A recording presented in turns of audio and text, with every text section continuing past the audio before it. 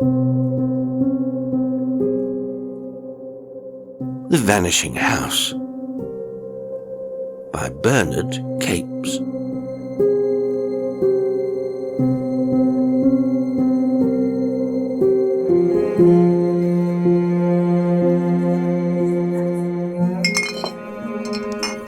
My grandfather, said the banjo, drank dog's nose, and I drink dog's nose. If that ain't heredity, there's no virtue in the board schools. Ah, said the piccolo, you're always a boasting of your science, and so I suppose your son'll drink dog's nose too. Oh, no, retorted the banjo, with a rumbling laugh, like wind in the bunghole of an empty cask, for I ain't got none. The family ends with me, which is a pity, for I'm a full stop to be proud on. He was an enormous, ton-bellied person, a mere mound of expressionless flesh, whose size alone was an investment that paid a perpetual dividend of laughter. When, as with the rest of his company, his face was blackened, it looked like a specimen coal on a pedestal in a museum. There was Christmas company in the Good Intent, and the sanded taproom with its trestle tables and sprigs of holly stuck under sooty beams reeked with smoke and the steam of hot gin and water.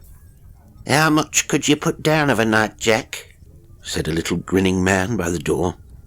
"Why," said the banjo, "enough to lay the dustiest ghost as ever walked." "Could you now?" said the little man. "Ah," said the banjo, chuckling, "there's nothing like setting one spent to lay another. And there, I could give you proof number 2 of heredity." "What? Don't you go for to say you ever seed a ghost?" "Haven't I? What are you whispering about, you blushful chap there by the window?" "I was only remarking, sir, 'twas snoring like the devil." "Is it? Then the devil has been misjudged these 1890-odd years." "But did you ever see a ghost?" said the little grinning man, pursuing his subject. "No, I didn't, sir," mimicked the banjo, "saving in coffee grounds. But my grandfather, in his cups, seed one, which brings us to number 3 in the matter of heredity." "Give us the story, Jack," said the Bones, whose agued chins were extemporizing a rattle on their own account before the fire. "Well, I don't mind," said the fat man. "It's seasonable, and I'm seasonable, like the blessed plum pudding I am, and the more burnt brandy you set about me, the richer and headier I'll go down."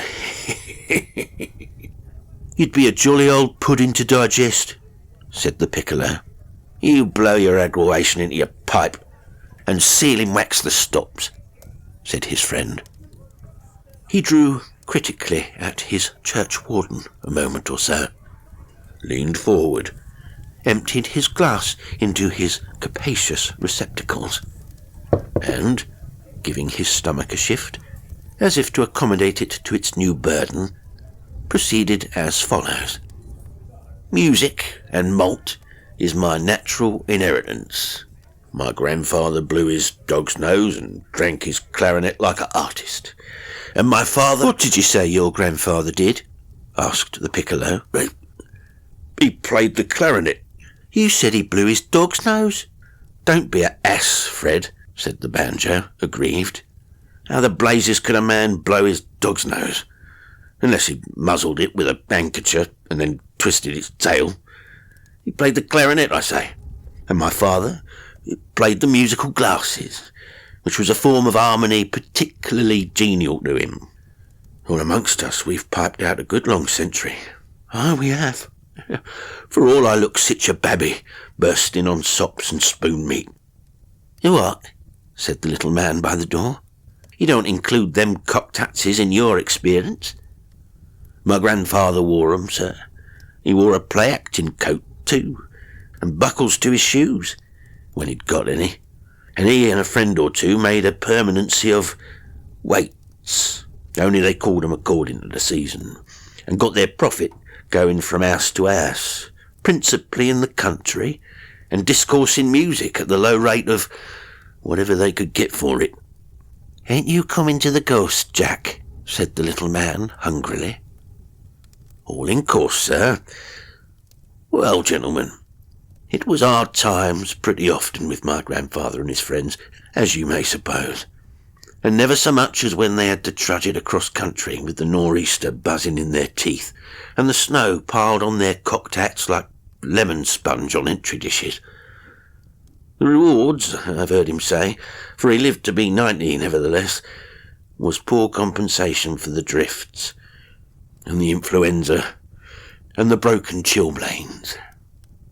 But now and again they'd get a fair skinful of liquor from a jolly squire, as had set 'em up like boggarts mended with new broomsticks," broke in a hurdle maker in a corner, and then, regretting the publicity of his merriment, put his fingers bashfully to his stubbled lips. "Now," said the banjo, "it's of a particular night and a particular skinful that I'm a-going to tell you. And that night fell dark, and that skinful were took 100 years ago this December, as I'm a jack pudding." He paused a moment for effect before he went on. "They were down in the sou'west country, which they little knew, and were a-nigh in Winchester City, or should have been, but they got muzzed on the ungodly downs, and before they guessed, they was off the track. My good hat, there they was, as lost in the snow as 3 nutshells a sinking into a hasty pudding. Well, they wandered around, pretty confident at first, but getting madder and madder as every sense of their bearing slipped from them. And the bitter cold took their vitals, so as they saw nothing but a great winding sheet stretched abroad for to wrap their dead carcasses in. At last my grandfather, he stopped and pulled hisself together with an awful face, and says he, 'We're Christmas pie for the carrying on crows if we don't prove ourselves human. Let's fetch out our pipes and blow our trouble into 'em.' So they stood together, like as if they was before a house, and they played Kate of Aberdare, mighty dismal and flat, for their fingers froze to the keys. Now I tell you, they hadn't climbed over the first stave when there come a skin of wind and spindrift of snow as almost took them off their feet. And on the going down of it, Jem Sloke, as played the alt boy, dropped the reed from his mouth and called out, 'Sakes alive, if we fools ain't been standing outside a gentleman's gate all the time and not knowing it.' You might have knocked the 3 of 'em down with a barley straw as they stared and stared, and then fell into a low, enjoying laugh. For they were standing not 6 foot from a tall iron gate in a stone wall, and behind these was a great house, showing out dim, with the windows all lighted up. Lord, chuckled my grandfather, to think of the tricks of this veganious country. But as we're here, we'll go on and give 'em a taste of our quality. They put new art into the next movement, as you may guess, and they hadn't fair started on it when the door of the house swung open, and down the shaft of light that shot out as far as the gate there come a smiling young girl with a tray of glasses in her hands. Now she come to the bars, and she took and put a glass through, not saying nothing, but inviting someone to drink with a silent laugh. Did anyone take that glass? Of course he did, you'll be thinking. And you'll be thinking wrong. Not a man of the 3 moved, for they was struck like a stone, and their lips was gone the colour of slowberries. Not a man took the glass. For why? The moment the girl presented it, each saw the face of a thing looking out of the window over the porch, and the face was hideous beyond words, and the shadow of it, with the light behind, stretched out and reached to the gal. Made her hideous too. At last my grandfather gave a groan and put out his hand, and as he did it, the face went, and the girl was beautiful to see again. "Death and the devil," said he. "It's one or both, either way, and I prefer 'em hot to cold." He drank off half the glass, smacked his lips, and stood staring a moment. "Dear, dear," said the girl in a voice like falling water. "You've drunk blood, sir." My grandfather gave a yell, slapped the rest of the liquor in the faces of his friends, and threw the cup against the bars. It broke with a noise like thunder, and at that he upped with his hands and fell full length into the snow.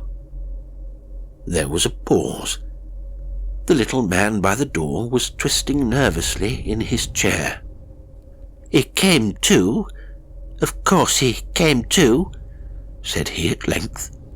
"He come to," said the banjo solemnly, "in the bitter break of dawn. That is, he come to as much of himself as he ever was after. He gave a squiggle and lifted his head, and there was he and his friends lying on the snow of the high downs." "And the house and the girl?" "Nary a sign of either, sir, but just the sky and the white stretch. One other thing." "And what was that?" "A stain of red, sunk in where the cup had spilt." There was a second pause, and the banjo blew into the bowl of his pipe. "I cleared out of that neighbourhood double quick, you'll bet," said he, "but my grandfather was never the same man again. His face took purple, while his friends only remained splashed with red, same as birthmarks. And I tell you, if he ever ventured upon Kate of Aberdare, his cheeks swelled up to the reed of his clarinet, like as a blue plum on a stalk. And 40 year after, he died of what they call solution of blood to the brain. And you can't have better proof than that," said the little man. "That's what I say," said the banjo. "Next player, gentlemen, please."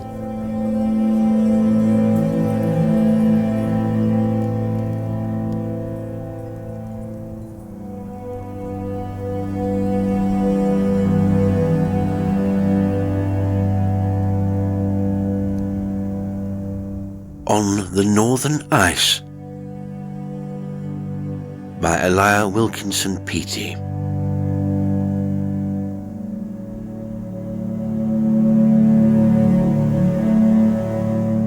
The winter nights up at Sault Ste. Marie are as white and luminous as the Milky Way. The silence which rests upon the solitude appears to be white also. Even sound has been included in nature's arrestment, for indeed, save the still white frost, all things seem to be obliterated. The stars have a poignant brightness, but they belong to heaven and not to earth. And between their immeasurable height and the still ice rolls the ebon ether in vast liquid billows. In such a place it is difficult to believe that the world is actually peopled. It seems as if it might be the dark of the day after Cain killed Abel, and as if all of humanity's remainder was huddled in affright away from the awful spaciousness of creation. The night Ralph Hagedorn started out for Echo Bay, bent on a pleasant duty. He laughed to himself and said that he did not at all object to being the only man in the world, so long as the world remained as unspeakably beautiful as it was when he buckled on his skates and shot away into the solitude. He was bent on reaching his best friend in time to act as groomsman, and business had delayed him till time was at its briefest. So he journeyed by night, and journeyed alone, and when the tang of the frost got at his blood, he felt as a spirited horse feels when it gets free of bit and bridle. The ice was as glass. His skates were keen, his frame fit, and his venture to his taste. So he laughed, and cut through the air as a sharp stone cleaves the water. He could hear the whistling of the air as he cleft it. As he went on and on in the black stillness, he began to have fancies. He imagined himself enormously tall, a great Viking of the Northland, hastening over icy fjords to his love. And that reminded him that he had a love, though indeed that thought was always present with him as a background for other thoughts. To be sure, he had not told her that she was his love, for he had seen her only a few times, and the auspicious occasion had not yet presented itself. She lived at Echo Bay also, and was to be the maid of honour to his friend's bride, which was one more reason why he skated almost as swiftly as the wind, and why, now and then, he let out a shout of exultation. The one cloud that crossed Hagedorn's sun of expectancy was the knowledge that Marie Beaujot's father had money, and that Marie lived in a house with 2 stories to it, and wore otter skin about her throat, and little satin-lined mink boots on her feet when she went sledding. Moreover, in the locket in which she treasured a bit of her dead mother's hair, there was a black pearl as big as a pea. These things made it difficult, perhaps impossible, for Ralph Hagedorn to say more than, "I love you." But that much he meant to say, though he was scourged with chagrin for his temerity. This determination grew upon him as he swept along the ice under the starlight. Venus made a glowing path toward the west, and seemed eager to reassure him. He was sorry he could not skim down that avenue of light which flowed from the Love Star, but he was forced to turn his back upon it and face the black northeast. It came to him with a shock that he was not alone. His eyelashes were frosted and his eyeballs blurred with the cold, so at first he thought it might be an illusion. But when he had rubbed his eyes hard, he made sure that not very far in front of him was a long white skater in fluttering garments, who sped over the ice as fast as ever werewolf went. He called aloud, but there was no answer. He shaped his hands and trumpeted through them, but the silence was as before. It was complete. So then he gave chase, setting his teeth hard and putting a tension on his firm young muscles. But go however he would, the white skater went faster. After a time, as he glanced at the cold gleam of the North Star, he perceived that he was being led from his direct path. For a moment he hesitated, wondering if he would not better keep to his road. But his weird companion seemed to draw him on irresistibly, and finding it sweet to follow, he followed. Of course, it came to him more than once in that strange pursuit that the white skater was no earthly guide. Up in those latitudes men see curious things when the hoarfrost is on the earth. Hagedorn's own father, to hark no further than that for an instance, who lived up there with the Lake Superior Indians and worked in the copper mines, had welcomed a woman at his hut one bitter night, who was gone by morning, leaving wolf tracks on the snow. Yes, it was so, and John Fontenelle, the half-breed, could tell you about it any day, if he were alive. Alack, the snow where the wolf tracks were is melted now. Well, Hagedorn followed the white skater all night, and when the ice flushed pink at dawn, and arrows of lovely light shot up into the cold heavens, she was gone, and Hagedorn was at his destination. The sun climbed arrogantly up to his place above all other things, and as Hagedorn took off his skates and glanced carelessly lakeward, he beheld a great wind rift in the ice, and the waves showing blue and hungry between white fields. Had he rushed along his intended path, watching the stars to guide him, his glance turned upward, all his body at magnificent momentum, he must certainly have gone into that cold grave. How wonderful that it had been sweet to follow the white skater, and that he followed. His heart beat hard as he hurried to his friend's house, but he encountered no wedding furore.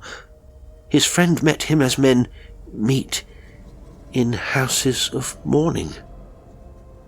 "Is this your wedding face?" cried Hagedorn. "Why, man, starved as I am, I look more like a bridegroom than you."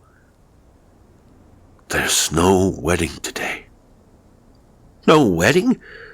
Why, you're not—" "Marie Beaujeu died last night." "Marie died last night. She had been skating in the afternoon, and she came home chilled and wandering in her mind, as if the frost had got in it somehow. She grew worse and worse, and all the time she talked of you." "Of me?" "We wondered what it meant. No one knew you were lovers." "I didn't know it myself." "More's the pity. At least I didn't know. She said you were on the ice, and that you didn't know about the big breaking up, and she cried to us that the wind was offshore and the rift widening. She cried over and over again that you could come in by the old French creek if you only knew." "I came in that way." "But how did you come to do that? It's out of the path. We thought perhaps—" But Hagedorn broke in with his story, and told him all as it had come to pass.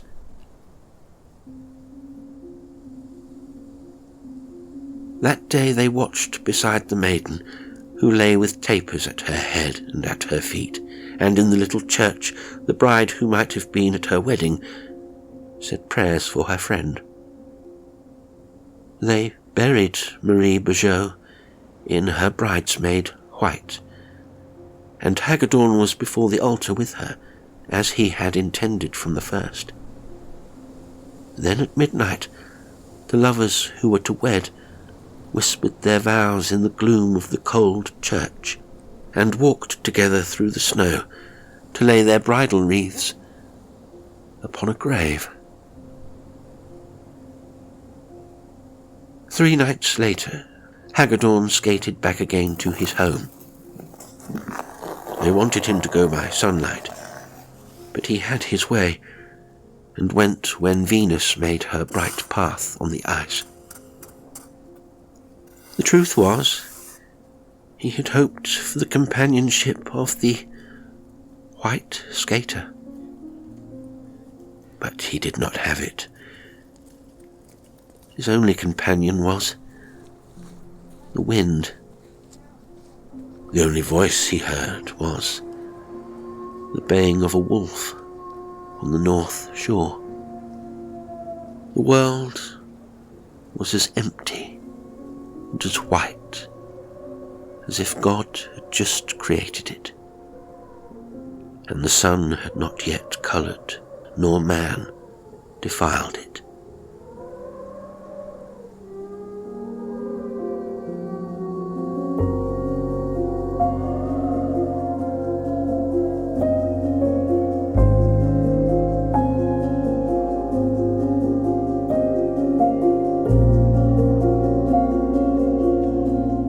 Today's stories were The Vanishing House by Bernard Capes and On the Northern Ice by Elia Wilkinson Peattie.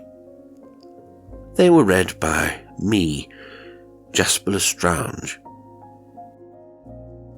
Well, I do hope you enjoyed them, and until next time, sweet dreams.